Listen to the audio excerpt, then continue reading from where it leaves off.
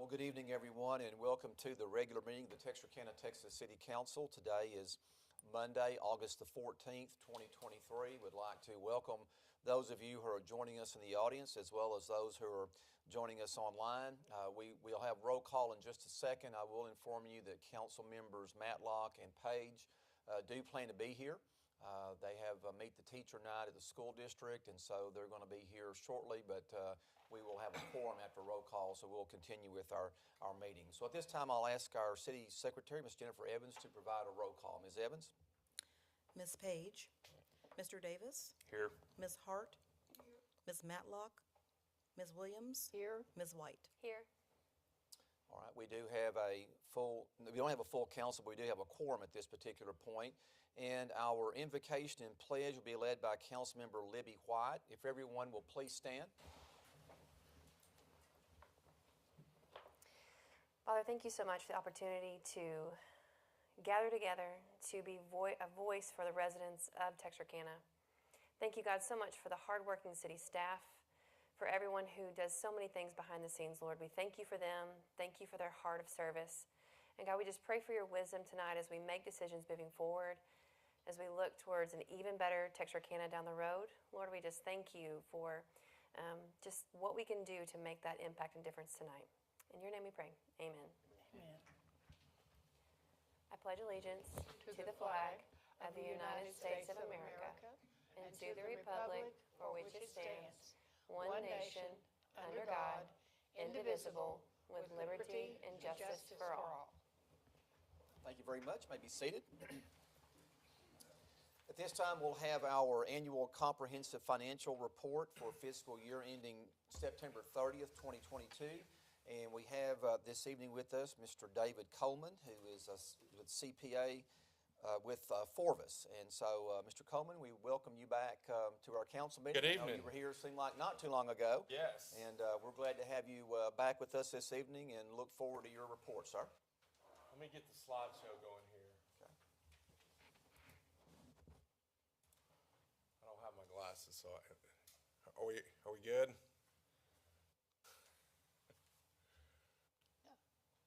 All right, well, I'll get started while they get going on that. So, Mayor, Council, again, my name is David Coleman. I'm a partner with Forvis. I'm your audit partner. And I was here a few months ago to present the 21 audit. I'm here tonight to present the 9/30/22 audit. So, as everyone knows, there have been a few challenging events that have happened at the city the past few years, but I'm ecstatic to report to you now. Your city is caught up with their audit, so there's nothing else that we have to do except wait for 9/30/23. So you're completely caught up, you and TWU, so that's something to be proud of. We're just going to kind of go through, some highlights, the audit scope, future pronouncements, and then have a few time for a few questions if you have any. But first of all, so this is the ACVR overview. It's a 200-page document. It starts with the introductory section, gives management an opportunity to explain to the readers of the financials what's going on in the year. And then the financial section has our opinion in it, along with financial statements, RSI, combining statements. So it's a very big, comprehensive document that kind of tells the history of what went on that year at the city. As far as the highlights for the general fund on page 24, a very healthy unassigned general fund. That's typically how people look at your city. You have control of the budget process. I understand you're going to look at that tonight and how you spend your general fund money. So at the end of the year, you reported $21 million in unassigned fund balance. Just to put it in perspective, that's 40% of your budgeted expenditures for this coming year. So the GFOA recommends 20 to 25% is a healthy city.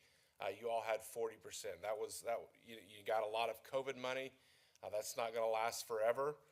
But right now, you all have done a great job at managing your general fund expenditures and the resources that you have received. Current year change in unassigned fund balance was $2.7 million. So that means you've brought in more revenue than you've spent during the current year. TWU, you're part of TWU. It's about similar to last year. The revenues were up a little bit. The current year change in net position was pretty unchanged compared to the prior year. So all in all, just kind of a steady year with TWU.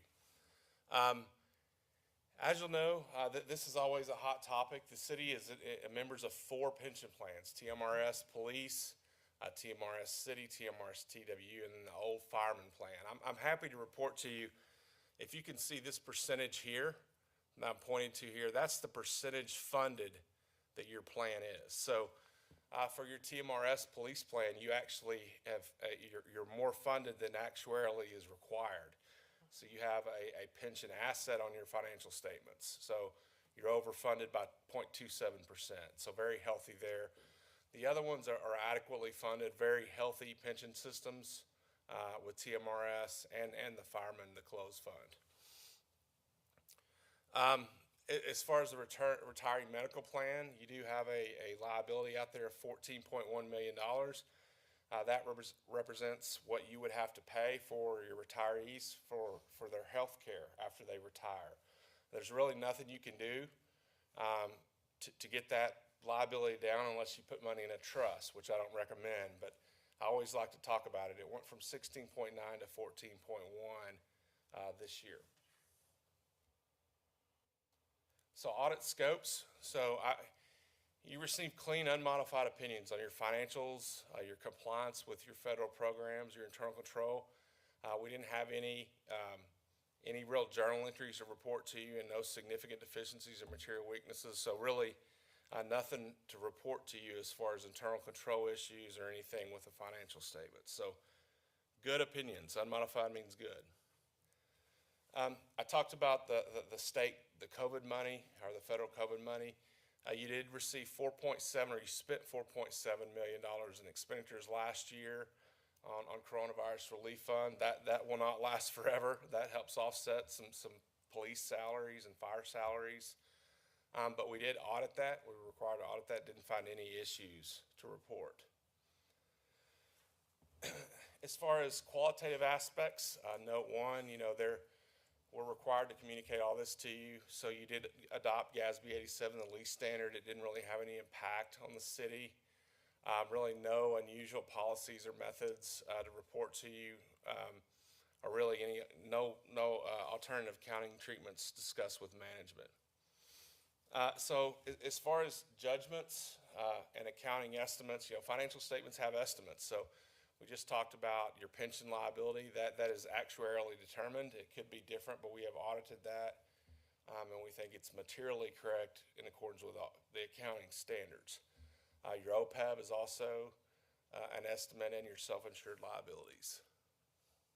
I think we already talked about that.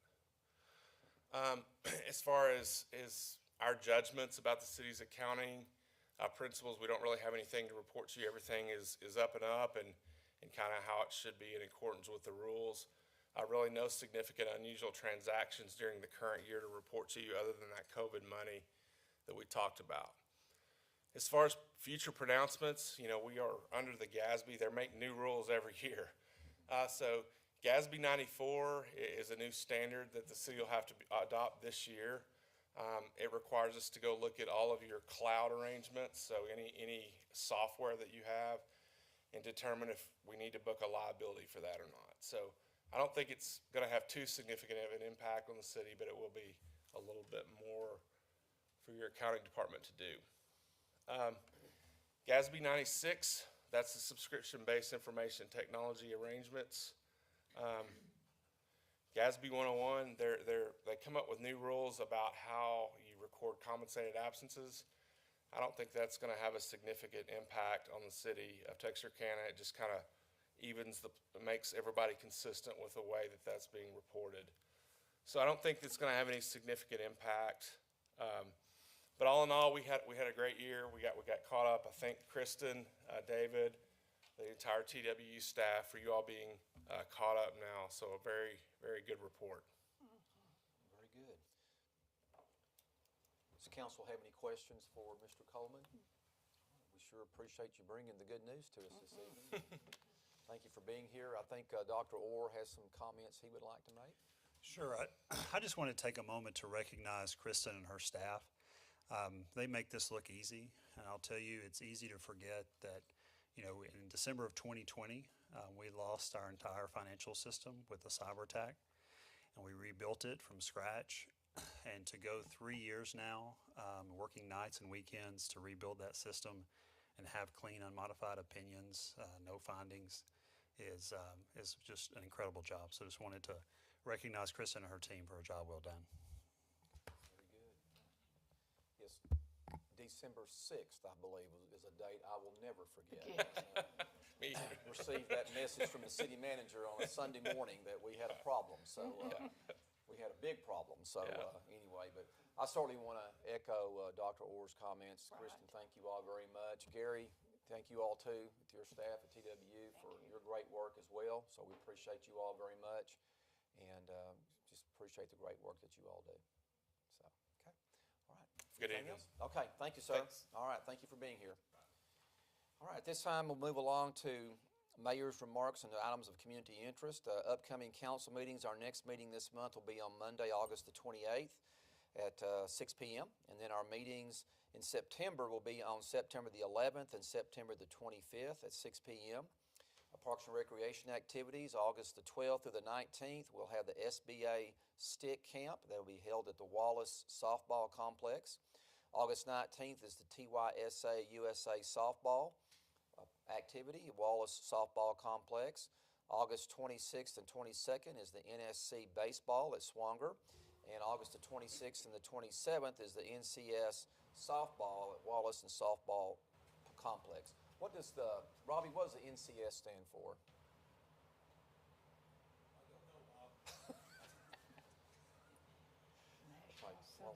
I'm sorry to impose, so anyway. Now I look at it, and Jennifer asked me about this, I think there's a typo.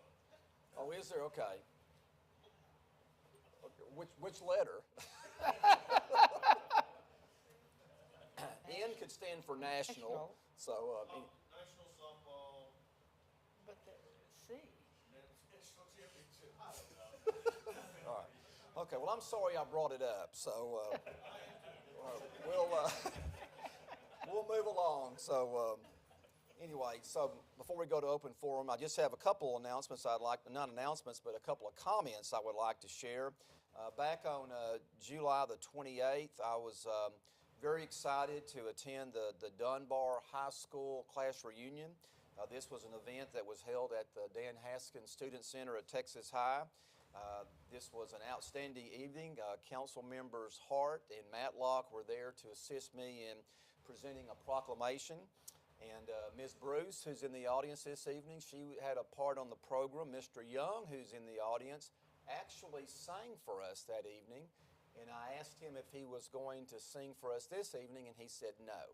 So anyway, but that was a great event. And then the next day, on July the 29th, at the Bell Park, the Newtown community celebrated their 110th anniversary as the Newtown community within our city, which is the area over around the McClarty Auto Mall area, goes all the way over to New Boston Road, and so a very large part of our city. And so they had a picnic for citizens, and that was a great time.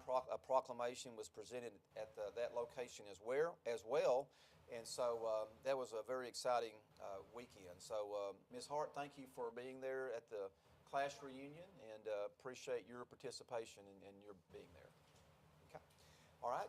At this time, we'll move along to our open forum, comments from the public. If there's anyone in the audience this evening who would like to address the council on any matter, you're welcome to do so. You will have up to 5 minutes to speak on any topic. We do ask that you fill out one of the information sheets that can be found near the door entrance there. So is there anyone in the audience who would like to address the council this evening? And Ms. Evans, I'm assuming you didn't have any sheets turned in. Okay. All right. So seeing no one coming forward at this time, we'll move along to our appointments to boards, commissions, and committees. Do we have any appointments this evening by the council for boards, commissions, or committees? Okay. Hearing none, we'll move along to items for consideration. We do have 7 items this evening on the consent agenda. Item 1 is to consider approval of minutes of the regular meeting of the City Council held on July 10th, 2023 at 6 p.m. Item 2 is to consider approval of the minutes of the special meeting of the City Council held on July 17th, 2023 at 12 p.m. Item 3 is resolution number 2023-097, authorizing the city manager to execute a contract with Francis Excavating of Texarkana, Texas, in the amount of $109,025 for emergency drainage repair to the storm drain along Walton Drive using funds from the 2017 bond fund. Item 4, resolution number 2023-105, authorizing the city manager to purchase necessary computers and computer accessories from Dell Incorporated of Round Rock, Texas, in the amount not to exceed $65,083.32 with budgeted funds. Item 5 is resolution number 2023-106, authorizing the city manager to execute a contract for the Millwood Water Treatment Plant cleaning of the sludge ponds project in the amount with the Texas portion not to exceed $117,087.30, and the total amount not to exceed $187,160. Funds are available in the Millwood Depreciation Fund. Item 6, resolution number 2023-108, authorizing the city manager to approve the payment for light sculptor Bill Fitzgibbons, okay, to complete a light sculpture at the U.S. Federal Courthouse Post Office in the amount of $91,975 with grant funds received from the Texas Commission on the Arts and private donations. Item number 7, resolution number 2023-110, authorizing the city manager to purchase property owned by Cal Williams at 905 West 7th Street for a future NRDA project, a stormwater mitigation and drainage improvement project on Swamp Poodle Creek in the amount of $25,000 with funds in the fiscal year 23 Real Estate Sales and Acquisition Fund, Fund 109. Unless the council member would like to pull one or more items for further discussion, I'll entertain a motion to approve the consent agenda. Is there a motion for approval? So moved. Second. We have a motion by Councilmember Davis, a second by Councilmember Williams. All those in favor say aye. Aye. Opposed, no. All right. The consent agenda has been approved.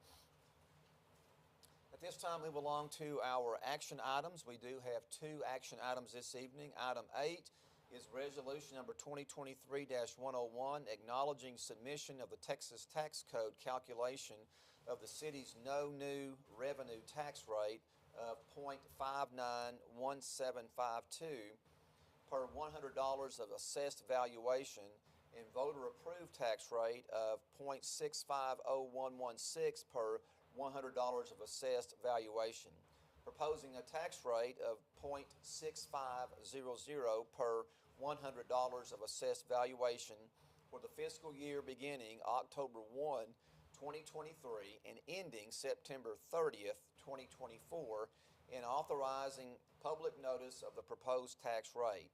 Note, this resolution, if passed by the City Council, does not adopt a tax rate, but rather proposes for publication the same tax rate adopted last year. A public hearing and council record vote to adopt a proposed tax rate will be held on September the 11th, 2023. Kristen, I believe you have some information to share with us about this. Yes, sir. Good evening, Mayor and Council. I just kind of wanted to go over this a little bit, and we'll talk about it a little bit more as we get in deeper into the budget. But this is basically, I have to have your approval to publish the tax rate notice. This is based on the calculation required by the state. And through the process of that calculation, they basically take the values that were on the books last year and compare those to the same properties on the books this year to determine how much the value increased. And from that, they determine the tax rate that would be needed to generate the same amount of revenue on the same properties that you had last year. And that is the rate of .591752. So if you had that tax rate compared to the valuation that's on the certified values that we received in July, that would provide you with the same amount of revenue, property tax revenue, in this upcoming fiscal year. And then you take that rate and you're allowed to add 3.5% to that, and that generates your voter approval tax rate. So you have that for your M&O, and then you have the portion for your debt service, and that generates the tax rate of 0.650116. What we're proposing to do is to keep the tax rate at the 65 cents that it is today. And so that will be applied obviously to the valuations that are on the roll that we received on the certified values, and that will be on the official roll in October. But we have to give notice to the public that that's how the calculation's done, that these are the rates. And so before we can give notice to the public, we have to have the consent of the council. I'll be happy to answer any questions on that. Any questions for Kristen? You know, this has to be worded a certain way, and sometimes there's a perception because it looks like it's worded as if there's a tax increase, and that's not the case. The proposed suggested rate for the next year is the same current rate, 0.65 cents per $100 that we've had previously. So don't want anybody to get confused that it's not a tax increase, but the way the language has to be written, there's an appearance that it is indeed that. So I just wanted to make that comment. Any questions from the council in reference to the budget? Ms. Matlock, good evening. We're glad to have you with us.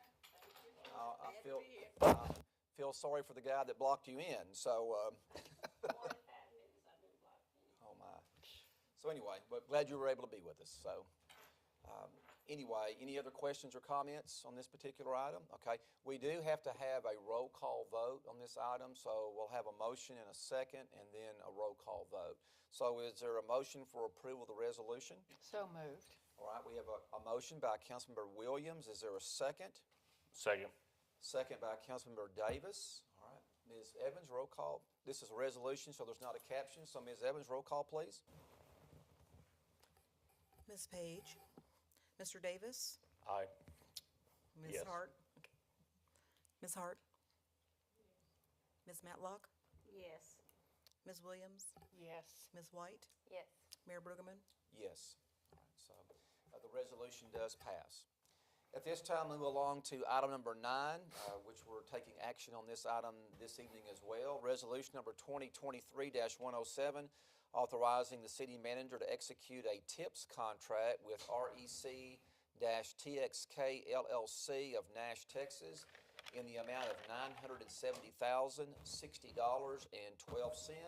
for building repairs to all fire stations with funds available in the 2023 general fund. And before we take action on this, our interim fire chief, Chris Black, is going to provide some information about this. Good evening, Chief. Mayor, Council, good to see y'all this evening. Fire Department, we're really excited about this project. Our stations have needed some little TLC over the years. Our newest station is over 20 years old. Our oldest station is 72 years old this year. So, you know, over time, they have things that need to be done. A lot of these are upgrades, updates, and just repairs that needed to be done. Just kind of like if you're at your house, you know, say, well, I'll get to that later, we'll get it. And sometimes it never gets done. So, and it's quite an extensive, exhaustive list of stuff. We went through the TIPS, the interlocal purchasing system, to get a local contractor, just because it was so laborious to trying to get bids to do this thing. It took us 3 months just to get one bid from this contractor. So we finally got it all and probably present it to you. A lot of these things will create more energy efficiency, easier to maintain and clean the stations, and again, just updates and repairs. But if y'all have any questions about anything on there, I'd be glad to answer. Any questions by the council? And in the packet, Chief, there was a list of the items that will be done at the various fire stations. The only thing I wanted to mention is at the Summerhill station, I've noticed over the years when the bay doors are down, the glass in those bay doors is very, very cloudy or faded looking. Yes. Was that looked into? Or? Yeah, we've cleaned that many times. What it is, those original doors on the front, we replaced the back ones, but the glue that's in those windows, we've got razor blades and clean them off every year. And when it gets hot like this, it just starts melting and dripping down again. Okay. So we're hoping just the maintenance side. Yeah, yes. Okay. Okay. All right. Very good. Any questions by the council? Okay. All right. Thank you, Chief. All right. Appreciate your report. All right. Unless there's any further discussion, I'll entertain a motion for approval of the resolution. Is there a motion? We have a motion by Councilmember White and a second by Councilmember Hart. All those in favor say aye. Aye. Opposed, no. All right, the resolution passes. We'll now move along to first briefings. We do have several items this evening on the agenda relating to first briefings. Item 1 is resolution number 2023-099, approving the fiscal year 2024 master fee list. And we'll have a public hearing on this item on August the 28th and council vote on September the 11th. And Kristen is also going to provide some information on this item as well as 2 or 3 of the upcoming items. So Kristen, we'll let you brief us on item 1. Okay, thank you again, Mayor and Council. This is the master fee list that we bring to you each year annually to update. Sometimes, we add things or take away or just update rates. And so I'll just go through the list. It's in your packet as well of all the detailed changes, but if you have any specific questions, please just let me know. The following fees have been removed from the master fee list. Under the Building and Code and Animal Control section, the dog and cat late registration or fail to register fee has been removed. The dog and cat registration replacement tag fee, pet miscellaneous fee, pool late fee inspection service, pool first reinspection service, health service inspection fee, food service with 6 to 10 employees, health service inspection fee, food service with 11 or more employees, health service inspection fee, duplicate permit, copy of the Texas Food Establishment Rules that are picked up or mailed, health service inspection fee, courtesy follow-up, new residential building permit fee, and I'll speak to the building permit fees a little bit later, residential remodel repair fee, record retrieval fee, electric power permit for sign. Under the fire department, the incident report copies fee, and the residential and commercial false alarm fees. Those have all been removed from the list that's valid today, and so starting October 1st, those will come off the list. Those will no longer be specific fees on the list. And then the following fees have been updated to take effect October 1st. Administration department, the transient dealer precious metal permit will increase $50 each. Under the Building and Code and Animal Control, boarding of city registered impounded animal will increase $5 per pet per day. Rabies quarantine fee will increase $55 per pet. Pool inspection will change to 25 cents per square foot annually with a minimum charge of $125. Health service inspection fee, food service 1 to 5 employees will be 5 cents per square foot annually with a minimum of $275. Health inspection daycare will be 5 cents per square foot annually with a minimum of $150. Health inspection mobile food unit will increase $50 annually. Health inspection mobile food unit for 3 days or less will increase $10 annually. Health inspection mobile food unit reinspection fee will increase $10 per inspection. Non-residential building permit with estimated cost of less than $25 million will change to 50 cents per square foot plus 10 cents per square foot site development fee. And up on the screen kind of gives you an example. This is one of our major changes from what's being done today. And so we kind of did a little recap to show you of some examples of how that's going to change. It's actually going to be a decreased cost. And so we wanted you to be able to see kind of how it stands today versus how the new fee list shows it to be. We're also proposing to change the non-residential re-roofing or repair permit to $100 each. Non-residential application plan review fee increase of $200 each. Residential renewal of expired permit 25%. Swimming pool permit increase of $50 each. Placement of temporary pole for electrical power permit increase of $30 each. Electric, plumbing, and HVAC for new construction or remodels, residential and commercial, will change to 5 cents per square foot. Owner surrender of animal, increase of $15 per pet. Animal adoption fee will increase $25 per pet. Under the Planning and Community Development Department, annual special event permit will increase $10 each, and daily special event permit $10 each. Under the Fire Department, fire inspection of hotel motel fee will increase $10 annually. Fixed fire extinguishing permit fee increases $25 each. Sprinkler standpipe fee increase of $25 each. And under Public Works, the annual update on all solid waste fees based on the contract in place with Waste Management. There's a number of those. And then under the Water Department, the CPI adjustment for 4%, and that will affect wholesale rates. The rates for residential and commercial for areas inside the city will remain. Those go into effect with the water rate study rates that we've already implemented. So, and I know that was a lot, so I'll be happy to answer any questions that you might have. Can we go back to the page where on the large the projects, the large dollar projects to see? Okay, good.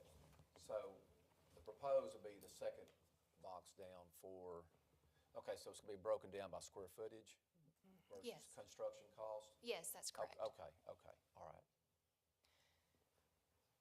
Yes, in the past it was done by the construction cost, but as you know, when you get into building something, that changes. And also, we felt like this was more comparable with some of our comparable cities, and so we tried to look at how other cities are handling this and try and take that same approach. Okay. That looks good. Yes, David? I was just going to add, so Dusty and his team and Michelle looked at some comparable cities. So we looked at Lufkin, Marshall, Longview, to sort of pull some of these numbers and a few other Northeast Texas cities. And so it's 50 cents per building square foot is pretty much in line. What we did add is the 10-cent site development fee, and that covers a larger area like a travel center or gas station. Because that's impermeable surface. So you think about the concrete and whatnot that it takes, or asphalt. And so that covers driveway permits, stormwater, all that's including in that. So there's not an additional fee. We just rolled that into that 10 cents. And you can see on the last chart a comparison of what that would be currently versus what we're proposing. You can see across the board it's an average of 80% reduction in our fees. So we felt like this is, again, much more in line with our Northeast Texas counterparts. Very good. Appreciate the work on that. It's very good. Any questions by the council in reference to our scheduled fees and permit? Well, just appreciative of the work that y'all have done. I know that I've had 2 building projects contact me on this once their fee was calculated, and there was a slight concern there, and definitely appreciate the cities working with them and continuing to make Texarkana a place where we can grow and develop economically. Okay, thank you, Mr. Davis. Any other comments? Okay, very good. So we do need to, this is just a briefing item, so there's no action to be taken on this. Anything else, Kristen, on this item, or David? No, sir. Okay, all right, very good. All right, so we'll now move along to item 2, ordinance number 2023-100, ratifying the recently adopted budget that contains a property tax rate that raises more total property taxes than the previous year. Note, as of the posting date of this agenda, the reference property tax proposed for the fiscal year 2023-2024 budget is a tax rate of .6500 per $100 of assessed valuation, the same tax rate adopted for fiscal year 2022-23. Kristen? Yes, sir. Under Local Government Code Section 102.007, we're required to bring this agenda item to you for a year when the adopted budget raises more property tax revenue than the previous year. It's just a kind of a check mark on the list. And as I mentioned earlier, with the rate of 65 cents, but the property valuation's increasing from last year, it will generate more property tax revenue overall. And so that's why we are required to do this agenda item. I'll be happy to answer any questions that you have. Okay. Any questions for Kristen on this item? All right, then once again, we'll take action on that at our, at our meeting on September the 11th, along with a public hearing.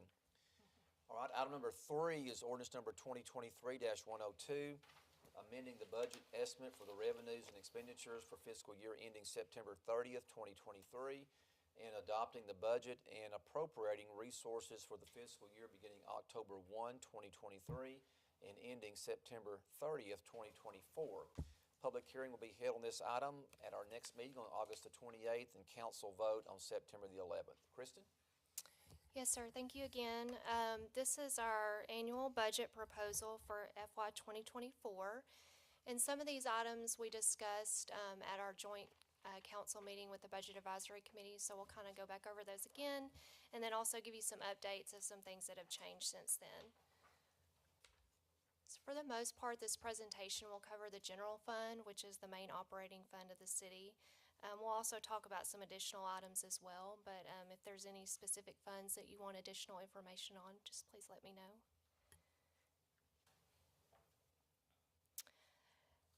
For the FY 24 revenue projections, sales tax is our largest revenue generator. It accounts for about 53% of the general fund revenue budget. And sales tax receipts for the month of July, which is for the May sales, totaled $1.7 million, which was an increase of $82,000, or just under 5% compared to the same month in the prior year. And fiscal year-to-date collections total $14.3 million, which is an increase of just under $800,000, or 5.68% compared to last year. For fiscal year 23 collections, we're proposing to end the year at just under $22 million. And that's a 5% increase, or just over $1 million over FY 22 actual collections. We're keeping a close eye on that. Right now, it's still at the 5% mark, and so we hope and predict that it will end that way for FY 23, and so that's our projection in the current budget proposed. And then for fiscal year 24, we're projecting a 2% increase just to be conservative. We're still hopeful that we'll continue to see good sales tax growth, but we just want to take a conservative approach. And so we're projecting that to be $22.4 million, a 2% increase, which equates to $440,000.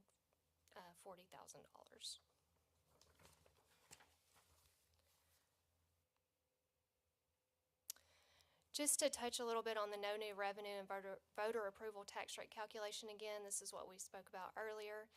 And basically, it's just taking the properties that were on the certified rolls last year and comparing to those same properties this year, and determining what property tax rate that would be multiplied against those values to generate the same amount of revenue.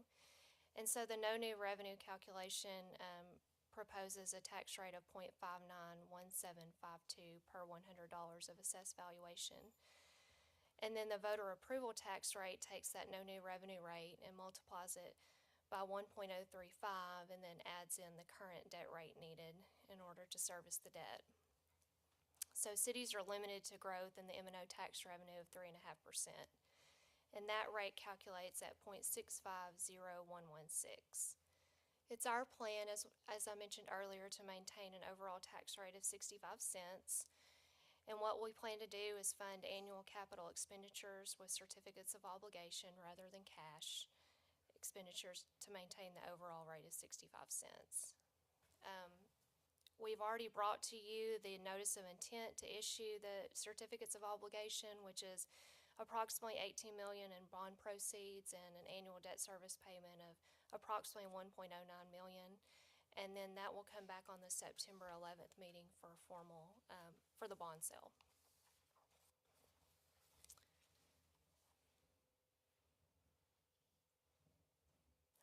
Property tax revenue proposed for FY 2024. The property tax revenue accounts for 32% of the general fund revenue budget. The city received certified property values on July 24th from the Bowie Central Appraisal District, and the valuation increases compared to the official roll issued in October 2022 The Texarkana City jurisdiction is up just over 300 million in valuation. TERS number 1 district is up 30 million. TERS 2 is up 1.8 million. Total increase of 332, almost 333 million. After consideration for frozen taxes, a collection rate of 98% and a tax rate of 65 cents, the valuation will generate approximately 1.87 million in additional property tax revenue compared to the prior fiscal year. Approximately 193,000 of that will go to the TERS 1 district, which is north of the interstate, 11,000 to the TERS 2 district, which is the downtown area, 1.5 million to debt service to make annual debt payments, and 113,000 to the city's general fund.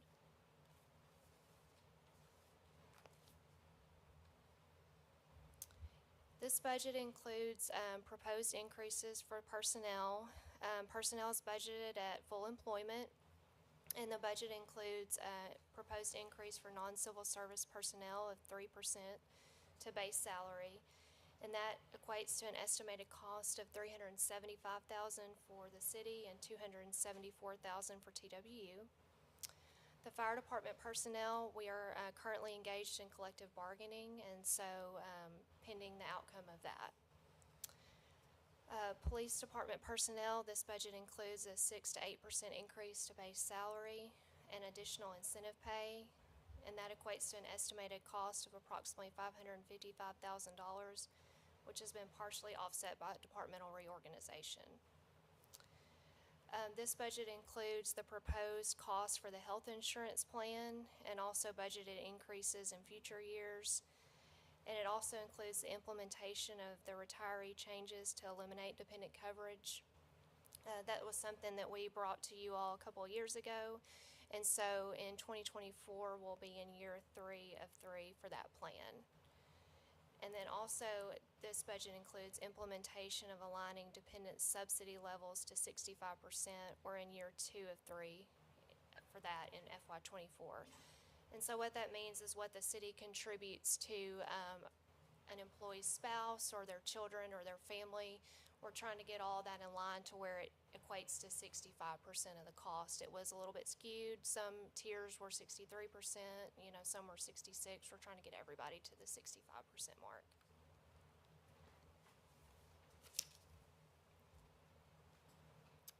Just some of the annual allocations included in the general fund budget. We have $900,000 for major street maintenance. We have $1.3 million for fleet operations, and that's just the maintenance of our fleet. We have $1.2 million for fleet capital replacement. That's the purchase of new equipment, new vehicles, our rolling stock. We have $250,000 for building maintenance. That's for any city-owned building to do just regular maintenance on those. We have $170,000 for public safety equipment. This doesn't include fleet expenditures. This is things like gear and things that are needed for public safety. We have $520,000 for technology needs. We have $100,000 included for demolition of substandard properties, $100,000 for neighborhood revitalization, and $125,000 for downtown enhancement. Some of our partnerships that we have budgeted is the operation of the Bi-State building and the jail cost, $2.3 million. The public library, $600,000. T-Line bus system, $186,000. Airport, this is just the day-to-day operations. This doesn't include the capital items that we have budgeted, $745,000. And the health department, $100,000. And that's an increase from the current year, which is $75,000. And the county also contributes the same amount.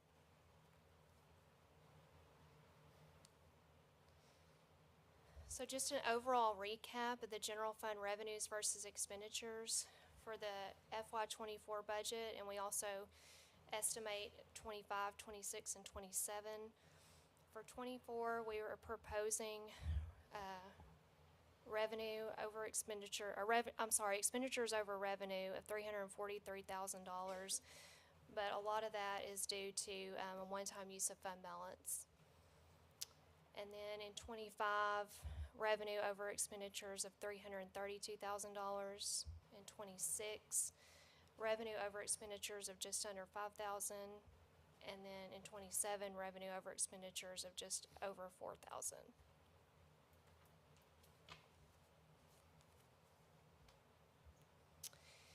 And then the estimated general fund balance, just as a reminder, our policy is to maintain 60 days in unassigned fund balance for the general fund.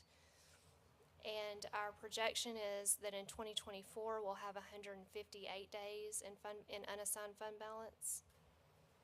25, we'll have 157 days. In 26, 153, and in 27, 150 days.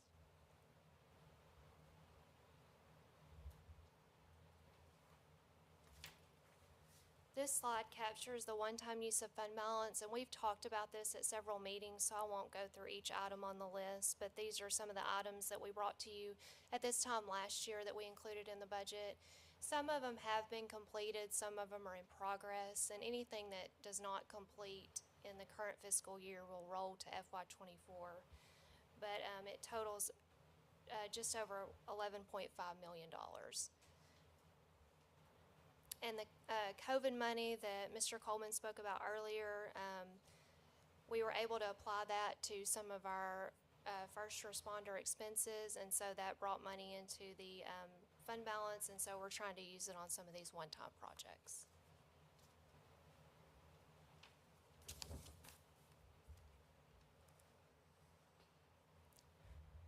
This budget includes proposed bond issuance of approximately $18 million in certificates of obligation.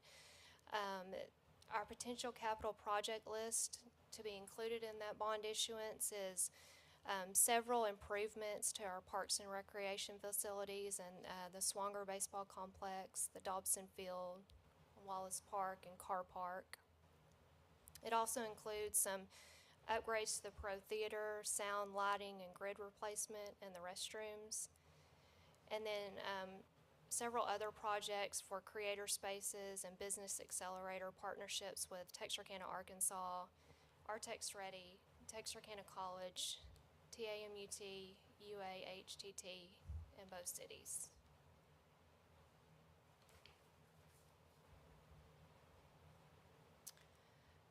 This budget also includes a proposal for a TWU revenue bond of approximately $20 million in bond proceeds. Potential capital project list for that will be state line metering, state line corridor water and sewer relocations, lead and copper identification and replacement, Wagner Creek wastewater treatment plant, looping of dead-end mains, and an automatic metering infrastructure. That totals more than the $20 million, but those are the proposed projects that we will try and get included in there. I just want to give an update on the hotel occupancy tax fund. Hotel tax revenue continues to remain strong with anticipated revenue in the fund of just under $2 million for FY24. With the strong revenue, we've increased the funding by 20% for the following organizations. The Chamber of Commerce will receive an additional $3,750. Main Street Texarkana, an additional $3,750. Texarkana Symphony Orchestra, an additional $10,647. Texarkana Museum System, an additional $17,255. Track, an additional $10,647. Some other increases that we included in the hotel occupancy tax fund for FY24, the Arts and Historic District, an additional $31,313, and the Park Sports Facility Enhancement, an additional $150,000.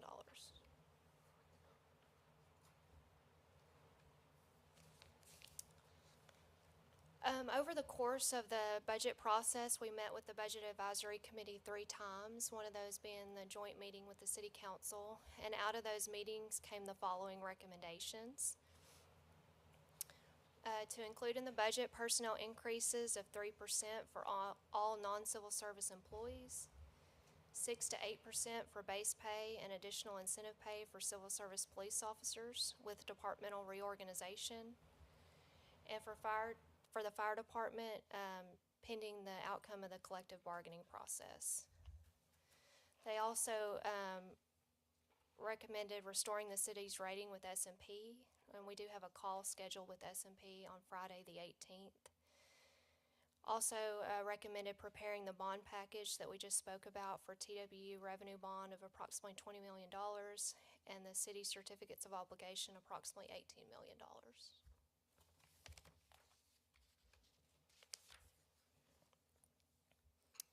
They also recommended a TWU plan for FY24.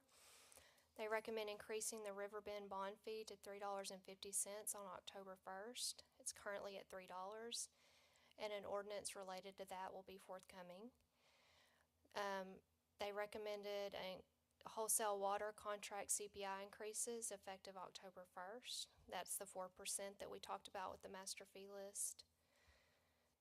They recommended establishing a fund balance policy for graphic packaging water operations to maintain 2 months of cash flow. Recommend including the member cities' line water loss in the true-up calculation. Recommended completing an energy audit and utility billing audit. Recommended creating a dead-end looping policy for council approval. Recommended bringing in a consultant to analyze water loss and system revenue. And over a multi-year plan, they recommended continuing the dead-end looping projects, implementation of automatic water metering project and hydrology study, and developing a 20-year plan for infrastructure improvements. And with that, I'll be happy to answer any questions that you might have. Well, that's quite a bit to go over. So any questions for Kristen on item 3? Okay, all right, very good. So once again, public hearing August 28th, council vote September the 11th. Moving on to item number 4, ordinance number 2023-103, fixing the tax rate and levy in and for the city of Texarkana, Texas for the fiscal year ending September 30th, 2024, upon all taxable property in the city of Texarkana, Texas. Public hearing will be scheduled September the 11th and council vote at the same meeting. Kristen? Yes, good evening again. This is the same tax rate information that we've been discussing tonight. So there's nothing really additional to add other than this is the agenda item where council will formally vote to set the tax rate. The previous item just gives notice to the public, and the public can attend at the September 11th meeting to voice their opinion if they choose to do so. And so this is the agenda item where the tax rate is actually set, and that will be voted on September 11th.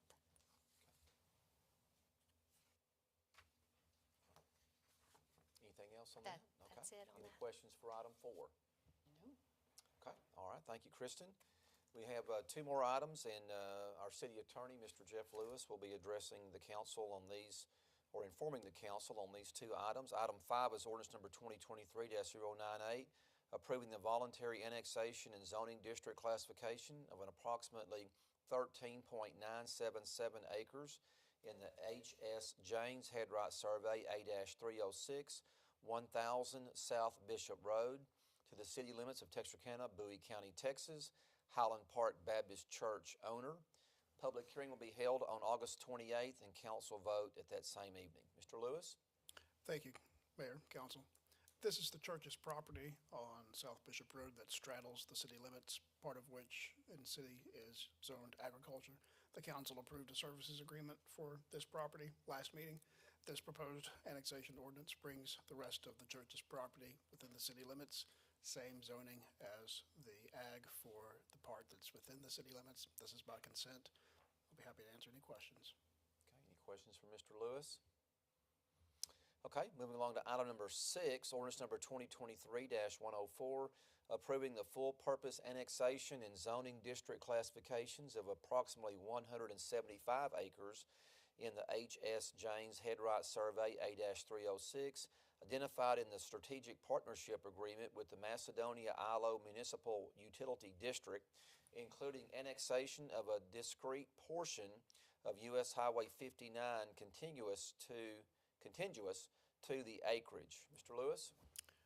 Thank you, Mayor. And Council, Dr. Orr is pulling up the graphic for the overview for this property. It's bigger than the screen right now because this is a combination, 175 acres of both commercial property and the southwest bound lanes of Highway 59 from the city limits to the intersection of Kings Highway.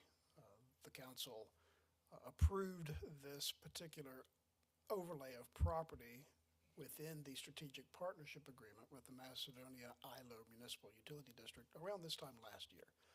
This proposed annexation would implement that aspect of the agreement. The zoning generally is planned development commercial, with the exception of a couple of insular tracts that don't have Highway 59 frontage to be proposed zone for Industrial 1. Both of those zoning classifications have been addressed earlier in other services agreements with the landowners.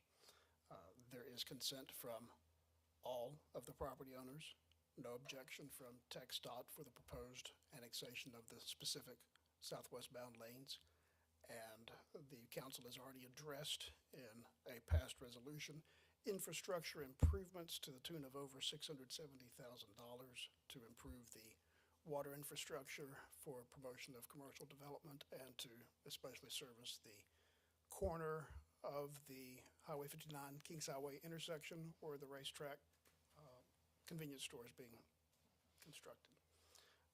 Happy to answer any questions. Any questions for Mr. Lewis on this item?